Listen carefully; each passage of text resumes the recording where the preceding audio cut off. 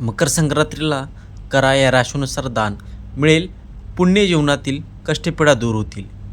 मेष राशीच्या लोकांना मकर संक्रांतीच्या दिवशी सकाळी लवकर उठून स्नान झाल्यानंतर घरातील देवाची पूर्वजांची पूजा करावी. त्यानंतर एखाद्या मंदिरात जाऊन दीपदान करावं, तसेच तिळाचे दान करावे असे सांगितले जातं. नंबर 2 आहे वृषभ राशीचे स्वामी शुक्रदेव आहेत. या दिवशी शुक्राची कृपा मिळवण्यासाठी या राशीच्या लोकांनी तीळ तसेच गायीचे शुद्ध तूप दान करावे.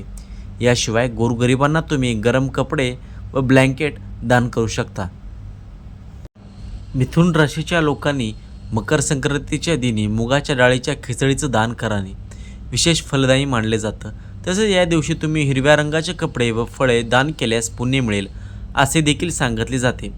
कर्क राशीचा स्वामी चंद्रदेव आहे. त्यामुळे या राशीच्या लोकांना मकर संक्रांतीच्या दिवशी तांदूळ, साबुदाणा, पांढरे तीळ आणि पांढरे कपडे दान करावेत. या वस्तू दान करणे तुमच्यासाठी लाभदायक ठरू शकते. सिंह राशीचा स्वामी स्वतः सूर्यदेव आहेत.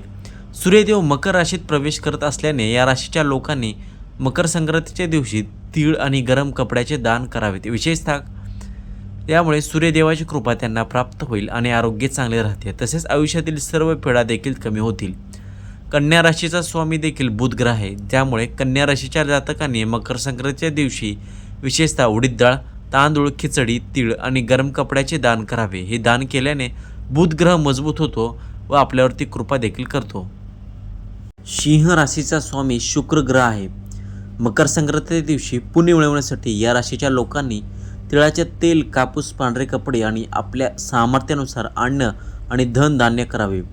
यामुळे जीवनात सुख समृद्धी येते आणि शुक्र ग्रहाची देखील कृपा मिळते. वृश्चिक राशीचा स्वामी मंगलदेव आहे. या राशीच्या लोकांनी मकर संक्रांतीच्या दिवशी गंगा स्नान करावे आणि गरजू लोकांना खिचडी, ब्लँकेट आणि गूळ दान करावा. यामुळे मंगल दोषाचे निमंत्रण होते आणि सर्व संकटे दूर देखील होतात.